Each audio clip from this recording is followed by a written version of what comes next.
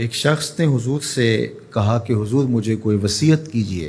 حضور نے اسے ارشاد فرمایا کہ تو غصہ نہ کیا کر۔ اس نے پھر کہا مجھے وصیت کیجئے، تو آقا کریم نے پھر فرمایا غصہ نہ کیجئے۔ اس نے پھر کہا، یہ بات ایک بار نہیں، اس نے کئی بار حضور سے پوچھی۔ وہ کوئی اور وصیت طلب کرنا چاہ رہا تھا کہ یہ تو ٹھیک ہے، کچھ اور وصیت بھی کیجئے۔ اس سے ایک تو اس شخص کی ذاتی صورتحال ایسی ہوگی، اور دوسری یہ ہے کہ اس نصیحت کی اہمیت کے پیش نظر کہ غصہ جب انسان کو آتا ہے تو وہ مغلوب ہو جاتا ہے اور بہت غلط فیصلے کر بیٹھتا ہے۔ اس لیے بار بار ایک نصیحت پر تاکید کرنا اور اس کا تکرار کرنا اس امر کی طرف توجہ دلاتا ہے کہ ہمیں معاملات کے اندر بہت معتدل رہنے کی ضرورت ہوتی ہے۔ جو شخص غصے کو نافذ کرنے کی طاقت رکھتا ہے، ایک تو ہوتا ہے کہ بندہ غصے سے خود اپنے آپ کو بے چین کرے گا، لیکن اپنے غصے کو نافذ نہیں کر سکتا، غصہ نکال نہیں سکتا، خود پیچ و تاب کھائے گا۔ لیکن یہ وہ شخص ہے جو غصے کو نافذ کر سکتا تھا، اس کے پاس طاقت تھی، لیکن اس نے اس کے باوجود غصے کو ضبط کیا۔ حضور علیہ السلام نے ارشاد فرمایا، قیامت کے دن اللہ تعالیٰ لوگوں کے سامنے اسے بلائے گا، تو اللہ تعالیٰ اسے اختیار دے گا کہ جنت کی حوروں میں سے جس کے ساتھ تم نکاح کرنا چاہتے ہو، جس کے ساتھ تم رہنا چاہتے ہو، تمہیں اس کا اختیار دیا گیا ہے، اس لیے کہ تم نے اپنے غصے کو ضبط کیا، اس کو نافذ کرنے کی طاقت کے باوجود۔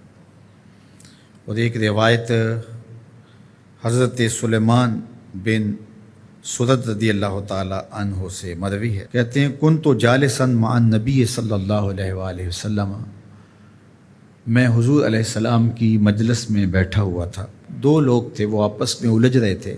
ان میں سے ایک شخص کا چہرہ غصے سے سرخ ہو گیا، رگیں پھولی ہوئی تھیں، اور ایک دوسرے کے لیے سب و شتم کا ماحول پیدا ہو گیا تھا۔ اللہ کے رسول صلی اللہ علیہ وآلہ وسلم نے ارشاد فرمایا، میں ایسا کلمہ جانتا ہوں کہ اگر یہ کلمہ پڑھ لیں تو ان کا یہ غصہ زائل ہو جائے گا، ان کی جو کیفیت ختم ہو جائے گی۔ اور وہ کیا ہے؟ اعوذ باللہ من الشیطان الرجیم۔ یہ پڑھ لیں تو جو ان کے اندر ہے وہ چلا جائے گا۔ تو لوگوں نے اس شخص کو کہا جس کی رگیں پھولی ہوئی تھی اور غصے سے اس کا چہرہ سرخ ہوا جا رہا تھا کہ تعوذ پڑھو، اعوذ باللہ من الشیطان الرجیم پڑھو۔ اور یہ اللہ تعالیٰ نے قرآن مجید میں ارشاد فرمایا ہے کہ جب غصے سے انسان بے قابو ہو جائے تو اس کو چاہیے کہ وہ اپنے غصے سے باہر نکلنے کے لیے تعوذ پڑھے۔ ایک روایت میں ہے، اللہ کے محبوب نے ارشاد فرمایا، تم میں سے اگر کوئی شخص غصے میں آئے تو وہ خاموش ہو جائے، تو خاموشی سے غصے کا لیول نیچے آنا شروع ہو جائے گا۔